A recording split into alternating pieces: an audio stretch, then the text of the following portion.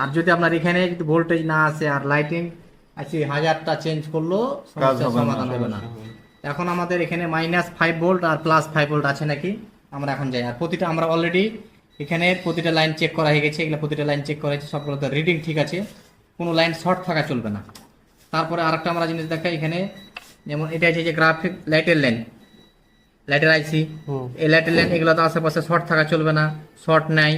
Battery লাগার পর আমাদের এখানে যে ডিসপ্লের অ্যানাথোড লাইন, যেটা অ্যানাথোড লাইনে যেটা আমাদের 3.5 ভোল্ট থাকতে হবে, আমরা এই লাইনে 3.5 ভোল্ট ঠিকই পাচ্ছি। আমরা এই যে পজিটিভ লাইনে 3.5 ভোল্ট ঠিকই পাচ্ছি, আর আমাদের লাইনে শর্ট নেই। তাহলে এখন আমাদের এখানে দেখবো যে এখানকার -5 ভোল্ট আর +5 ভোল্ট আছে কি নাই, ওটা দেন সেটির দিকে আছে। সেটটা আমরা এখন অন করি।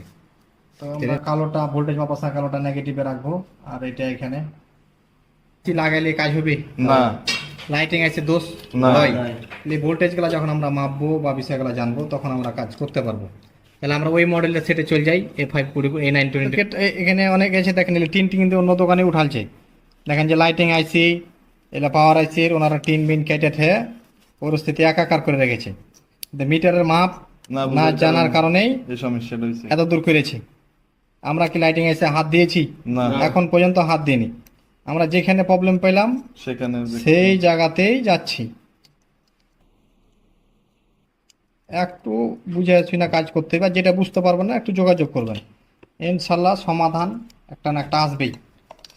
এখানে কোনো নেই, মরিচা টরচা এরকম কিছু লেগেছে, এরকম কিছু নাই। আমরা বুঝতে পারছি না। কথাটা পেয়েছেন? জি। তাহলে এখন এখানকার যে বিষয়টা হচ্ছে, আমার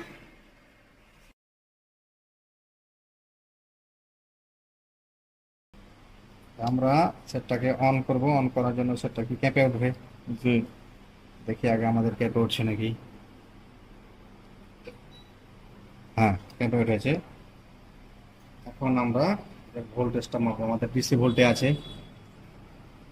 আপনি দেখান যে আমাদের এখানে -5 ভোল্ট আর +5 ভোল্ট, মিনিমাম 5 ভোল্ট আমাদের থাকতে হবে, এর উপরে যাবে যাই।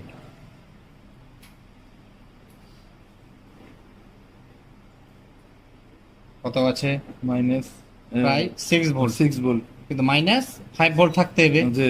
6 ভোল্ট আছে, আচ্ছা সমস্যা নাই, কাজ করছে। তারপর +6 ভোল্ট। তাহলে এতক্ষণ যে আমরা ভোল্টেজ পাচ্ছিলাম না, এখন ভোল্টেজ পাচ্ছি। তাইলে কি আইসি চেঞ্জ করলাম?